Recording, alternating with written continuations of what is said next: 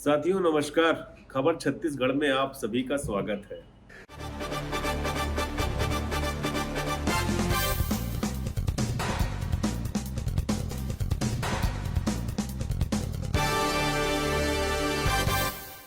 आज हम एक जरूरी खबर को लेकर के आए हैं। खबर बड़ी नहीं है लेकिन जरूरी है।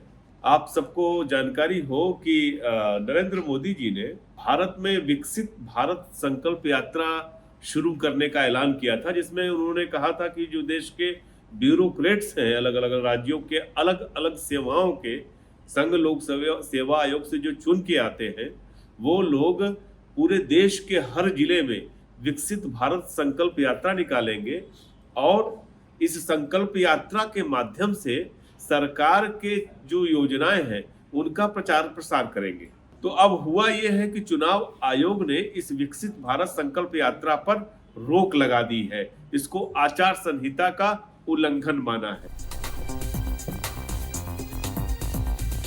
अब बात उसके आगे की। दरअसल एक चीज और हुई है। जितने भी जहर उगलते भाजपा के नेता थे, भले वो हिमंत बिस्वा शर्मा हो या साध्वी प्रज्ञा हो या योगी आदित्यनाथ हो या तमाम नेता हो, अनुराग ठाकुर जैसे नेता, इन सारे लोगों को इन 5 राज्यों के विधानसभा चुनाव के दौरान काम पर लगा दिया गया है। हिमंत बिस्वा शर्मा जो असम के सर्वाधिक विवादास्पद मुख्यमंत्री हैं और जो पहले कांग्रेस पार्टी में थे और कहा करते थे कि जब मैं राहुल गांधी के घर पहुंचा तो वो कुत्ते को खिला रहे थे और मेरे साथ मुझसे मिलने से इनकार कर दिया। वह हिमंत बिस्वा शर्मा 18 तारीख को यहाँ की कवर्धा जिले में और पंडरिया में चुनावी सभा को संबोधित करने आए थे। छत्तीसगढ़ के बारे में आपको हम बता दें कि छत्तीसगढ़ बहुत ही शांति प्रिय प्रदेश है।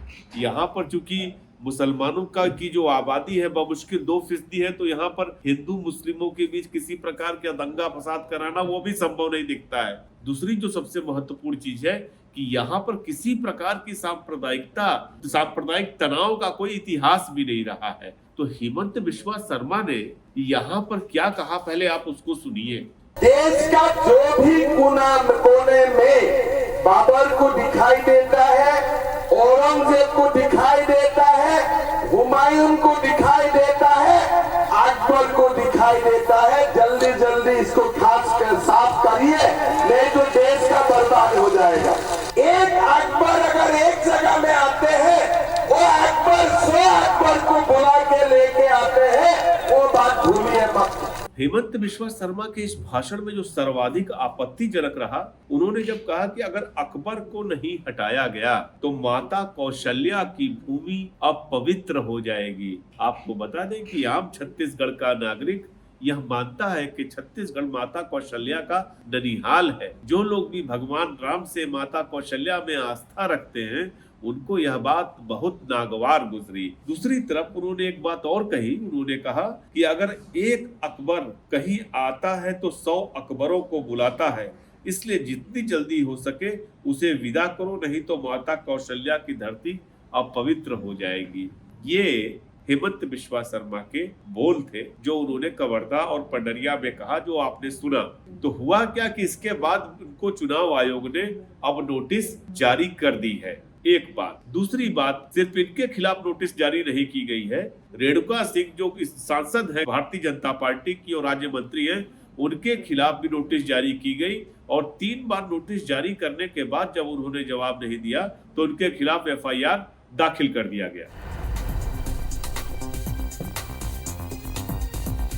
अब सवाल खड़ा होता है कि हिमंत बिस्वा शर्मा का जवाब कांग्रेस पार्टी ने कैसे दिया, धांसू तरीके से दिया। आपको बता दें कि हिमंत बिस्वा शर्मा ने जब यह बयान दिया, उसके तत्काल बाद मोहम्मद अकबर ने अपना नामांकन कवर्धा सीट से दाखिल किया। अपने नामांकन को दाखिल करने से पहले उन्होंने बाकायदे 11 ब्राह्मणों के साथ मिलकर के रुद्राभिषेक किया और सिर्फ रुद्राभिषेक नहीं किया, टीका चंदन लगाकर मंदिर का दर्शन किया। उनका मैंने पहली बार छत्तीसगढ़ में देखा है, किसी भी मुख्यमंत्री श्री भूपेश बघेल को छोड़ दे, शायद ही किसी नेता के नामांकन जुलूस में उतनी भीड़ दिखाई दे जितनी भीड़ अकबर जी के नामांकन में दिखाई दी। आप पहले ये दृश्य देखिए सामने।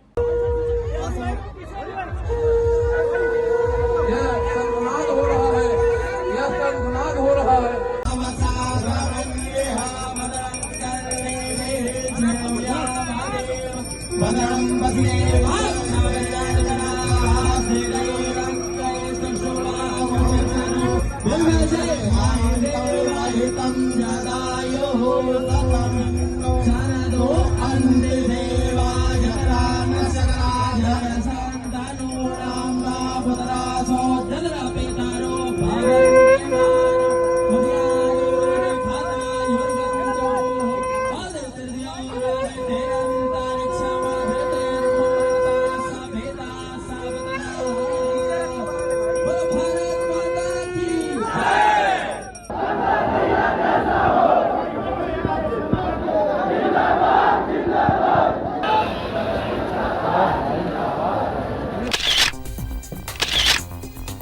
दरअसल यही जवाब, इसी किस्म के जवाब को देने की जरूरत थी जो कांग्रेस पार्टी ने दिया है। मुझे लगता है कि अभी चुनावों में 10 दिन का, प्रथम फेज के इलेक्शन में 10 दिन का समय शेष है और 7 और 17 तारीख को मतदान होना है नवंबर के महीने में। उसके पहले तमाम भारतीय जनता पार्टी के नेता, कांग्रेस पार्टी के नेता छत्तीसगढ़ आएंगे और मैं उम्मीद करता हूं कि कम से कम वो अपनी वाणी पर, अपनी भाषा पर लगाम रखेंगे। नहीं तो न भूले कि छत्तीसगढ़ की जनता ऐसी है जो प्रेम और सद्भाव से बात करने वालों को बहुत तवज्जो देती है, लेकिन अगर आपने बदतमीजी से बात की, आपने गाली गलौज की भाषा में, सांप्रदायिक नफरत फैलाने वाली भाषा में बात करी, तो उसका खामियाजा आपको भुगतना पड़ सकता है। धन्यवाद। इतनी ही बात कहनी थी, फिर हाजिर होंगे। नमस्कार।